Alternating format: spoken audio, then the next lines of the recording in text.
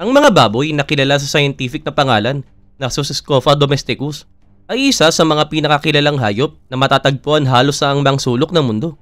Mayroong hindi bababa sa 8 iba't ibang uri ng baboy sa genus na ito, kabilang na ang pygmy hogs, wild boars, warthogs at domesticated pigs.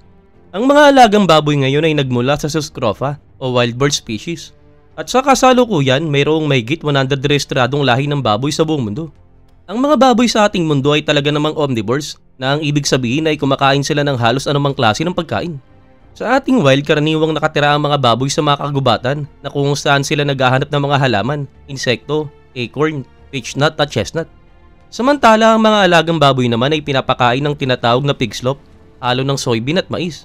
At dahil na rin sa hilig nilang kumain ng tirang prutas, balat ng gulay at iba pang scrap ng pagkain, maaari silang tawaging living garbage disposal. Sa ngayong araw na ito sa Noel Polo TV, pag-uusapan natin ang mga higanting baboy sa iba't ibang panig ng mundo. At nakakagulat man, karamihan sa mga pinakamalaking baboy sa mundo ay mga alagang baboy. Kaya naman kung hindi ka pa nakapag-subscribe sa aming channel, huwag mo sana kalimutan na mag-subscribe para naman lagi kang updated sa mga ganitong uri ng video. Kaya naman kung handa ka na, simulan na natin. Number 10. Tamworth Pig. Ang Tamworth Pig ay maaaring tumimbang ng halos 600 pounds o mahigit 270 kilo. Ito ang pinakamaliit sa ating listahan, subalit isa sa mga pinakamatandang lahi ng baboy sa buong mundo. Nagmula ito sa Tamworth, Staffordshire, United Kingdom at kilala sa pagiging lean at athletic na may kulay ginger red. Kinilala ito bilang isang official na lahi noong 1885 at mabilis na sumikat sa UK, Australia, Canada, US at New Zealand. Ang kanilang pulang balahibo ay nakakatulong na protektahan sila laban sa sunburn, kaya angkop sila sa outdoor environments. Tulad ng karamihan sa mga baboy, ang Tamworth ay matalino, palakaibigan at madaling turuan. Sa kasalukuyan, sila ay nasa listahan ng mga nanganganib na lahi sa US dahil sa mas mababa na 300 babaeng Tamworth na lamang ang rehistradong ginagamit para sa pagpaparami. Ang mga little piggies na ito ay maaaring umabot ng 600 pounds, kaya nakakuha sila ng ika-10 pwesto sa listahan ng pinakamalaking baboy sa buong mundo. Number 9. Hampshire Pig. Ang Hampshire Pig ay isa sa katamtamang laki ng baboy na nagmula mismo sa isang lahi sa ilagang England at Scotland. At tulad na lamang ng ipinapaiwatig ng pangalan nito, ang lahi na ito ay unang lumitaw sa Hampshire, England. Mula 1827 hanggang 1839, nagsimula ang pag-aangkat ng Hampshire Pigs patungo sa Amerika, kaya naman ito ay tinuturing bilang isa sa mga pinakamatandang lahi ng baboy sa kasaysayan ng Estados Unidos. Ang mga baboy na naiwan sa lugar na yon ng England ay kalaunan ay naging Wessex Saddleback, isang uri ng baboy na mayroong katulad na kulay, subalit malalambot at nakalaylay ang tenga kumpara sa tawid na tenga ng Hampshire Pig. Ang mga Hampshire Pigs ay kilala sa kanilang malalakas na kalamnan at mabilis na paglaki, habang ang mga inay naman ay magagaling mag-alaga ng kanilang mga biik. Mayroon silang itim na katawan na may puting guhit sa bandang gitna na bumabalot hanggang sa harap ng mga paa.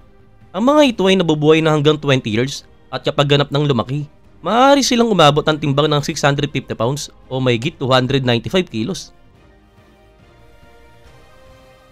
Number 8. Landrace Pig. Ang Landrace Pig na minsan ay binibigkas bilang Laudrosa Pig ay isang grupo ng mga standard na alagang baboy na nagmula sa Danish Landrace o mga baboy mula sa Denmark. Habang lumilipas ang panahon, marami sa mga lahi ng Landrace sa iba't ibang bansa ay nilikha sa pamamagitan ng crossbreeding o pagsasama ng mga uri para mas mapaganda pa ang kanilang katangian. Ang pangalan nilang Landrace ay karaniwang ibinabati sa reyon na kung saan sila pinalaki. Kaya naman mayroong American Landrace, Dutch Landrace, Estonian Landrace, Bulgarian Landrace, Canadian Landrace, Belgian Landrace, British Landrace, at syempre ang Danish Landrace na siyang pinagmulan ng lahat. Ang kakaiba pa dito, technical na hindi tunay na Landrace ang mga modernong lahi ngayon. Dahil ang original na Danish Landrace ay produkto ng malayang pagpaparami ng mga lokal na baboy noon. Ang mga modern Landrace ngayon ay sinadya ng hybrid upang mapanatili ang particular na laki, quality ng karne at resistance.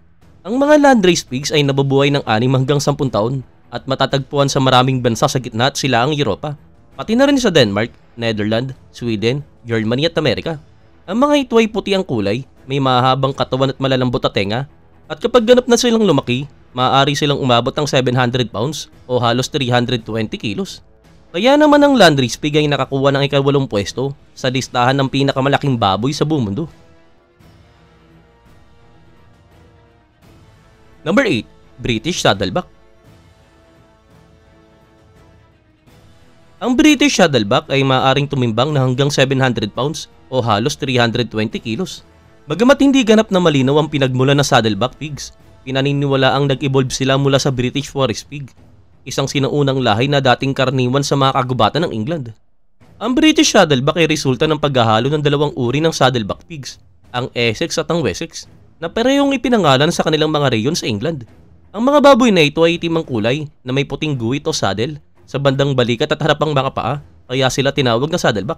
Dahil sa kanilang itim na balahibong balat, sila ay mahusay na alagaan sa mainit na klima dahil natural itong protection laban sa araw. Wala nang aktibong breed association para sa British Saddleback sa kasalukuyan, kaya kakaunti na lamang ang bilang ng mga ito sa Estados Unidos.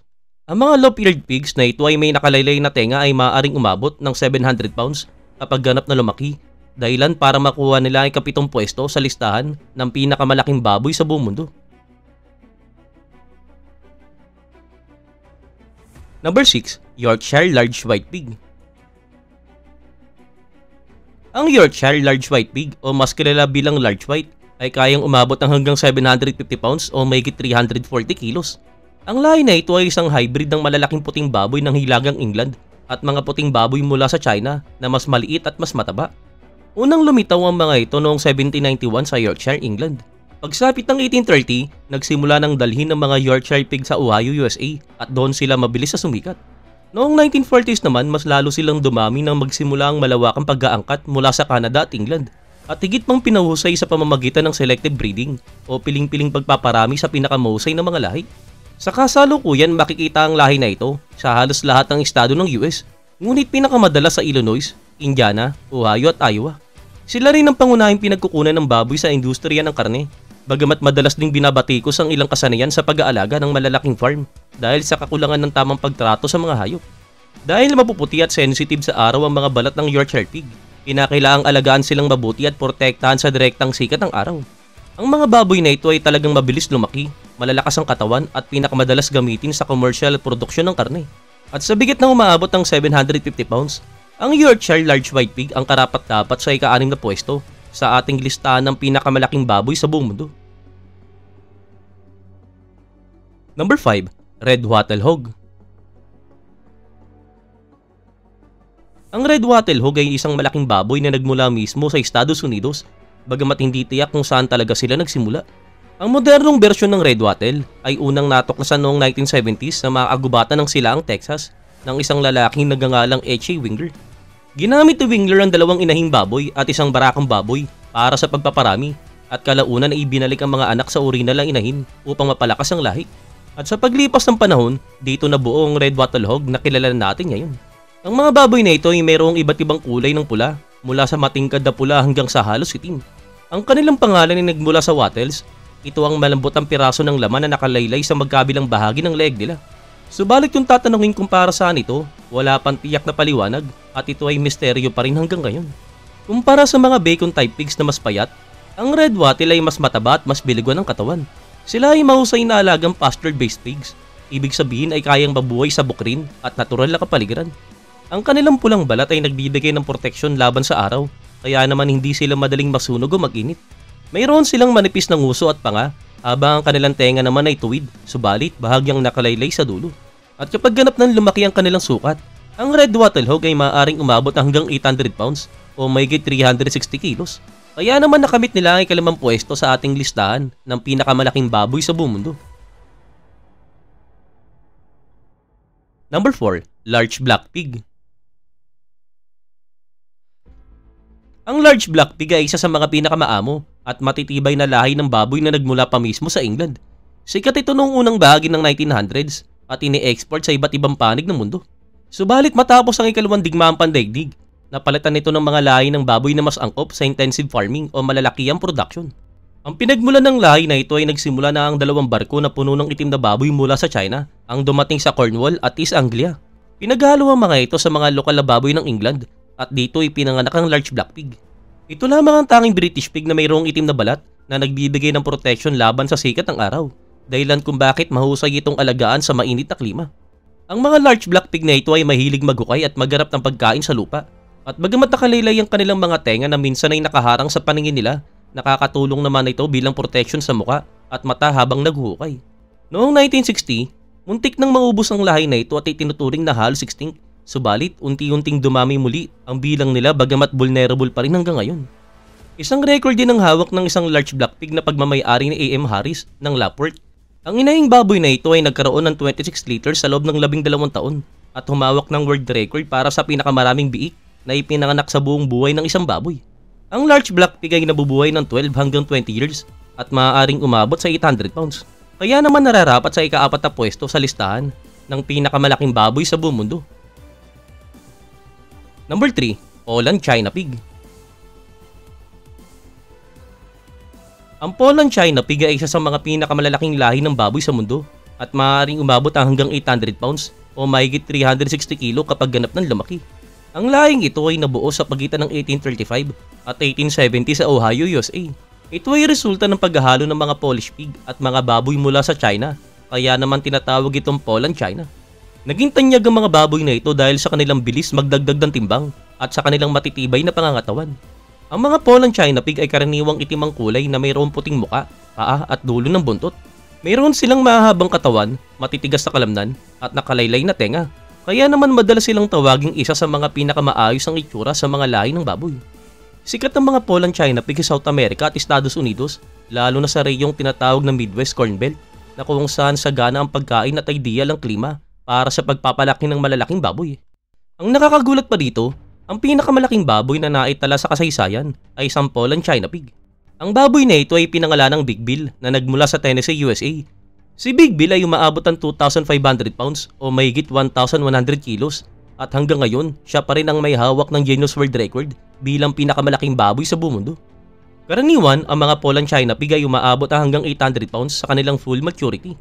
Subalit sa tamang kondisyon at pagkain, malinaw na maaari pa silang lumaki ng higit pa rito.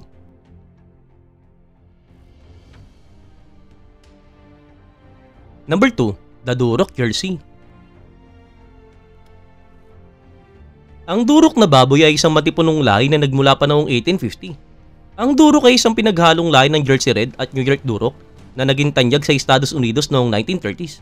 Subalit kalaunan ay nawala ito sa uso nang mas paboran ng mga magsasaka ang mga puting lahi ng baboy. Ang mga Duroc na baboy ay kayang mabuhay sa parehong malamig at mainit na klima. Sila ay mayroong mahabang katawan, matitibay na kalamnan at bahagyang pahabang muka. Ang kanilang tenga ay medyo nakalaylay at ang kulay ng kanilang balat ay nag-iiba mula sa mapusyaw na gintong pula hanggang sa malalim na pulang kulay. Subalit madalas itong may halong orange red. Ang mga baboy na ito ay mabilis na lumaki at ang isang ganap na lalaking Duroc ay maaaring umabot hanggang 880 pounds ang timbang. Kaya naman nararapat ang lahi ng baboy na ito sa ika-2 pwesto sa ating listahan. Number 1, the Hungarian Mangalista. Ang Hungarian Mangalista na binibigkas bilang Mangalika ay isa sa mga pinakamalalaking lahi ng baboy sa mundo. Kaya nitong tumimbang ng hanggang 1,000 pounds o higit pa. Ito lamang ang natitirang lahi ng baboy na may makapal at kulot na balahibo na parang tupa. Noong 1990, halos mawala na sa mundo ang lahing ito dahil sa mas mababa sa 200 baboy na lamang ang natira. Ang pangalang Mangalista ay nangangahulugang baboy na maraming taba. Nawala ang kasikatan nito noong ika-20 siglo dahil sa paniniwalang masama ang taba sa kalusugan. Subalit ngayon, muling sumisikat ang lahi na ito sa mga espesyal na pamilyan at ibinebenta sa mataas sa presyo dahil sa kakaibang lasa at kalidad ng karne nito. Kadalasan, ang Mangalista ay kulay ginto o blonde, subalit may ilan ding itim o mapulang uri. Ang makapal itong balahibo at mataas sa taba ay ginagawa itong perpektong alagang hayop para sa malalamig na klima. Gayunpaman, kailangan nila ng malawak na espasyo dahil sa kanilang malalaking sukat. Mas mabagal silang lumaki kaysa sa ibang mga lahi ng baboy at kakaunti lamang sila kung manganak. At sila rin ay kabilang sa mga pinakamatabang lahi ng baboy sa mundo. At ang isang ganap na boar ay maaaring tumimbang ng 800 hanggang 1,000 pounds. Ngayon, higit pa sa karne, ang mga baboy ay likas na babait at maamong hayop at sa ilang kaso ay ginagawang alagang hayop. Subalit sa paglipas ng panahon, nagbabago ang bilang ng bawat lahi depende sa pangangailangan at kasikatan ng kanilang karne. At sa huli, ang industriya ng pagkain pa rin ang nagpapasya kung aling lahi ng baboy ang mananatili at talinang mawawala. Sa kabutihang palad, may ilang tapat na magsasaka na patuloy pa rin nag-aalaga at nag-iingat ng mga lahing nangangarib na maglaho upang mapanatili ang mga ito sa kabila ng kakulangan ng demand. Ngayon, ikaw, may alaga ka bang baboy sa inyong bahay? ipaalam mo naman sa amin sa komento. Muli, maraming salamat sa panonood. This is Noel Polo TV. Kita-kits sa next video.